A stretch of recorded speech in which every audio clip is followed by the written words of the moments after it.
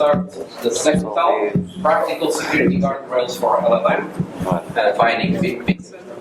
Nick has 14 years in the tech industry, spanning across both security and engineering roles.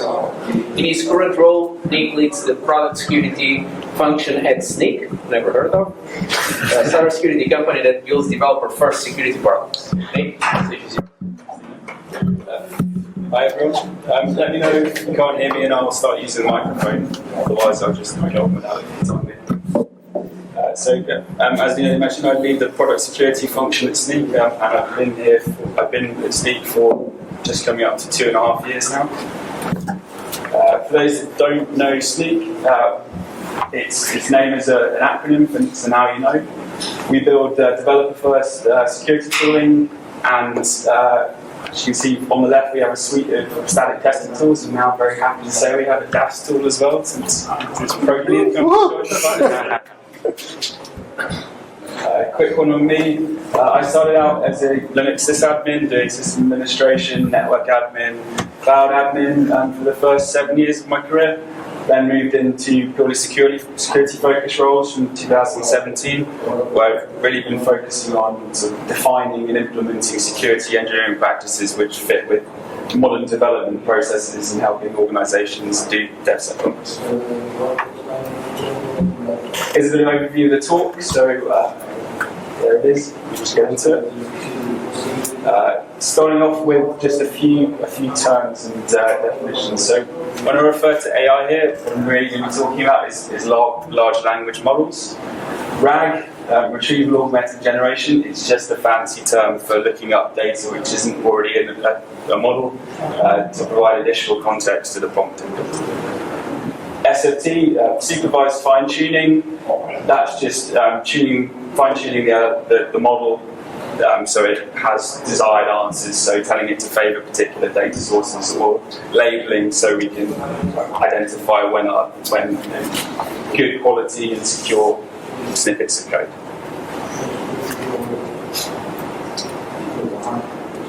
Structured this based around two main use cases. The first being consuming LLM-based tools, primarily solely focused on AI code assistance here, given that we're at an OWASP Meetup.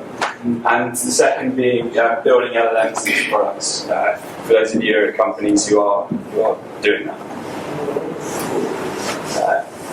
First off, before we get into any of those new threats introduced, all of your existing security practices, engineering best practices still apply. We're just applying them in a new context, and that new context is a new technology and new database. So all the good stuff you're doing in terms of asset inventory, all the things listed there in terms of threat modeling, automated testing, doing all your platform hardening, doing your regular updates, all of that still applies. You need to make sure you're doing it for any new systems which are in services being introduced as part of building and introducing LLMs. One particular call out though, which is something which is very relevant to security teams, is making sure that the system design approach is trying to be simple and standardized. It's fair enough on prototyping to go and trying lots of different tools, lots of different approaches, but it becomes very unmanageable for security teams if you do that and you're doing that in production. So I think that's a good design concept to apply. Cool. So let's look at new threats introduced here. So when we're using AI code assistance, we've got sensitive information disclosure and vulnerabilities in generated code. So let's take a look at those.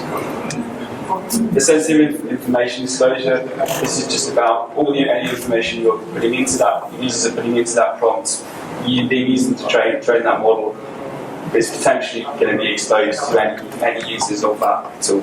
So you really need to think about what information is going in there. An example, if you don't want all of your employees to know what your CEO's salary is, don't have your HR department train a chatbot with that information. Another real-world example was in March 2023. Samsung employees accidentally leaked sensitive source code into ChatGPT, which resulted in Samsung temporarily banning the use of AI code assistance until they could get a handle on policy security policy there. So if we have a look at what protections we can put in place, so the first thing is have a data model, so understand what data types your systems that you're going to be using and passing into your LLM tools, what types of data are, what their sensitivity is. Ideally you want to tag that with data classification information, so you can make informed choices about what information you're going to input and share with these LLMs. You also want to think about is the nature of this, what is the nature of the companies I'm using for this? Is it appropriate to be sharing sensitive data with an early stage startup that doesn't have a security department? Next things are policy and user training. It's not particularly sexy, but it's something that everyone needs to have, especially for compliance and auditing. So making sure you've got defined policies, standards and procedures, and that you're actually running and doing user training and awareness exercises so that your users, in theory, should know what they should be doing, even though we all know that's only going to get you so far. So more hard, tangible protections, we can look at making sure we've got legal protections in terms of contractual terms, and making sure that we're using vendors which are not using the data you're providing to train their models. There's also LLM firewalls or shields, so lots of new vendors in this and tools in this space, which are effectively doing input validation, prompt filtering to detect and filter if your users are putting any sensitive information and filtering that out before it's actually getting into the LLM. So vulnerabilities in generated code. So as developers are now using AI code assistants to augment their development workflows, seeing an increase in the volume of code which is being produced, which the developers have less familiarity with. There's been numerous studies, but a recent one by Georgetown found that when studied looking at 5 popular LLMs, found 48% of them generated code containing security vulnerabilities, which makes sense given it's just trained on what humans have produced today. So other studies have also found it's not just security that's the only problem, other code quality concerns. So CI did a big study recently where they found that pipelines that used AI-generated code had lower success rates and longer recovery times. There's hope for the future, and I think supervised SFT and improved feedback mechanisms are going to mean that in the future we're going to see better code quality and more secure code, but at least in the short to medium term, this remains a problem. So how are we going to address that?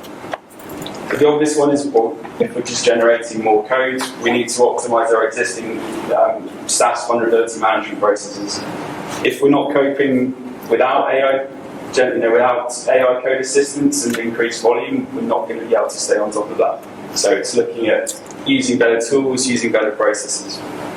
There's other things we can leverage as well, such as AI-generated code fixes. It's a little bit of a plug for one of our Snick Code product features, which is Snick AI Autofix, which is using the fine-tuned LLM to be able to create autofix merge requests, taking some of the cognitive load and burden off developers to fix code that they didn't write themselves.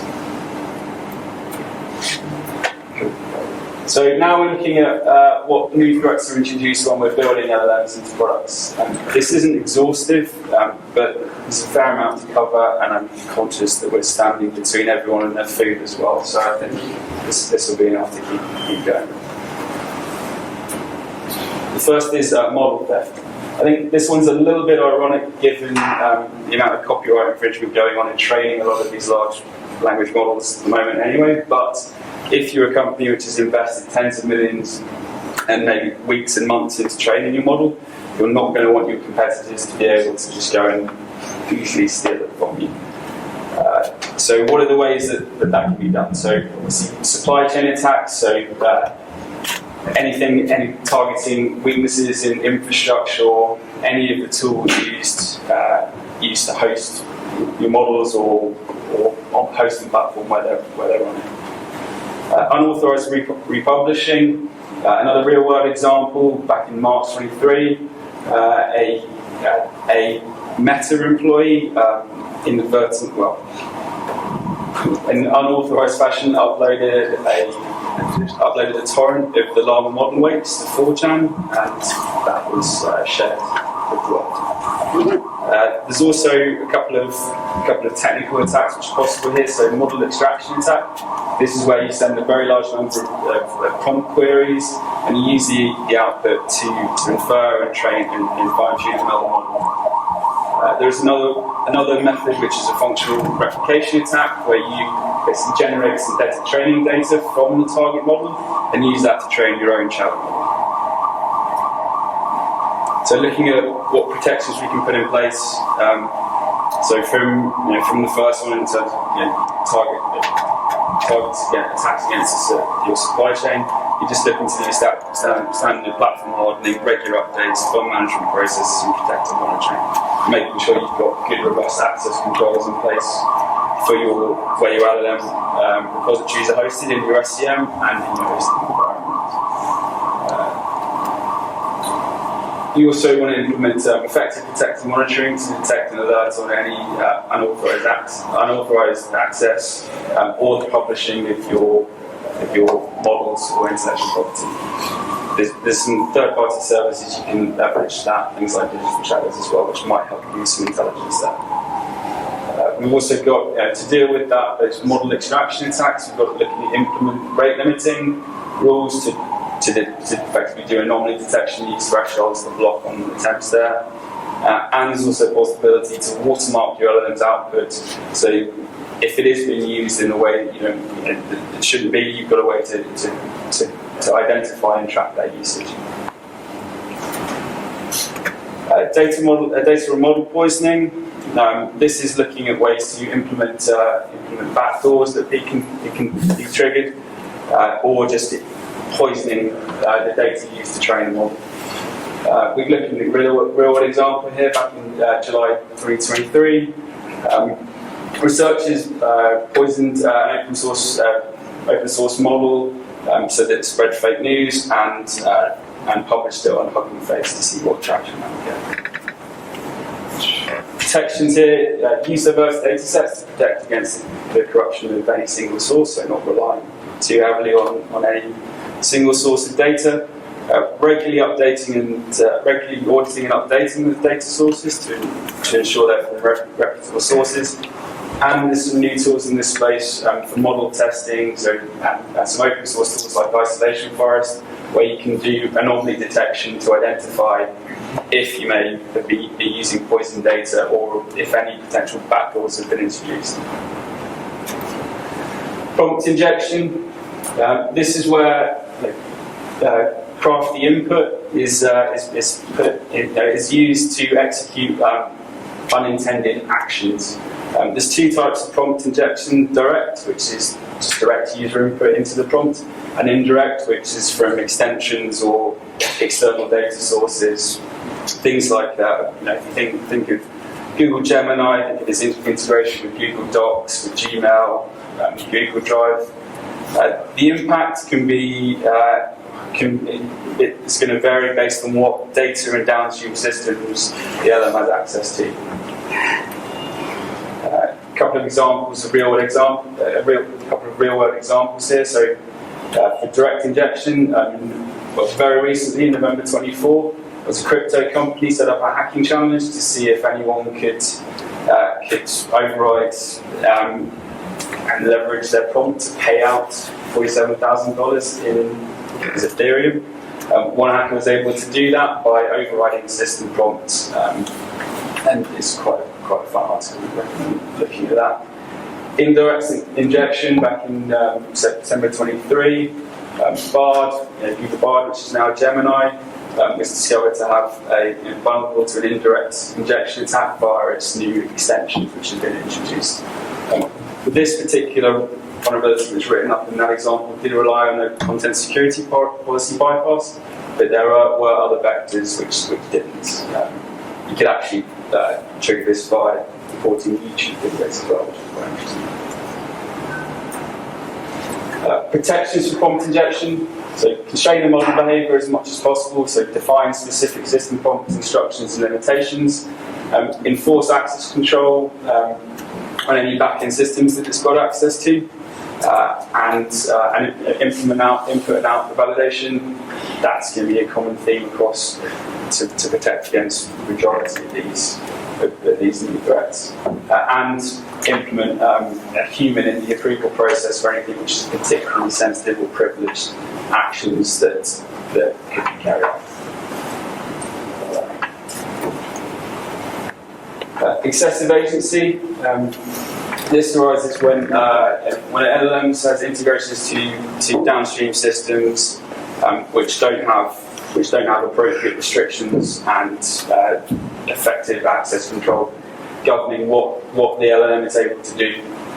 Now, a real-world example of this was in August 2024. An attacker was able to demonstrate how they discovered exfiltrating data from private Slack channels that they weren't a member of via Slack's new AI feature. Protections against excessive agency. So limit what extensions and downstream systems that you're integrating with. So only what you intend to happen, or only the minimum necessary. Minimize the permissions granted to the LLM, so this is just access control following least privilege. Implement rate limiting to make set thresholds to make sure that anything to detect if anything's happening on an anonymous time frame and blocking on that.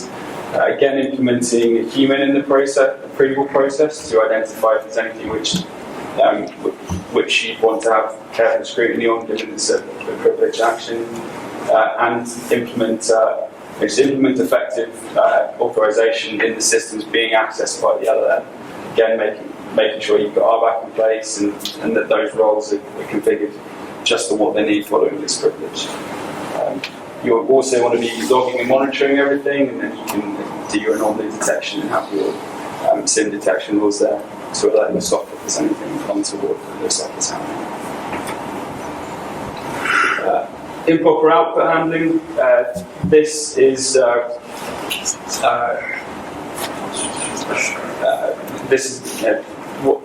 when the output of LLM is not being properly validated or sanitized.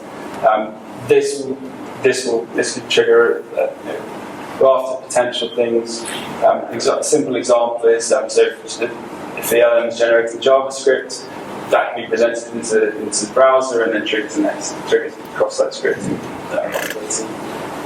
Real-world example of this is in April 2023. This is actually the sneak vulnerability when arbitrary code execution was discovered in the LangChain library due to insecure exec eval methods. For those that aren't aware, LangChain is a library used by developers to connect LLMs with external data sources. Protections against output handling. So these will just be familiar. These will be familiar to everyone who's had to deal with protecting against XSS and injection attacks. So implement input validation and sanitization on the output responses coming from the LLM. Implement consistent, appropriate output encoding, depending on where it's going. Use parameterized queries or declared statements for database operations, so where you're sending queries, where the LLM is sending queries to the database, and employ strict content security policies to mitigate XSS attacks from the LLM generated content. And again, logging and monitoring to make sure that if there's anything anomalous happening, getting alert from it, and that can be triaged. Further resources here, so the OWASP Top 10 for LLMs is a really good resource here. It's been updated for 2025 very recently. We have a Sneak Learn product which has got an ML based course which covers effectively those top 10 items and goes through some examples, and it's got some interactive learning exercises there which are good. We've also got two well-known resources by CISA and by UK's NCSC which are very comprehensive and cover everything for building and deploying LLM-based systems. And we've also got another resource in OWASP at the bottom, which again covers everything from quite a high level, but then goes into what tools and vendors are available to help with a lot of the protections that we just covered here. This is a threat model diagram from the appendice of the OWASP Top 10 2025 which I thought was pretty cool. It's something that you use as an example for your own threat modeling activities.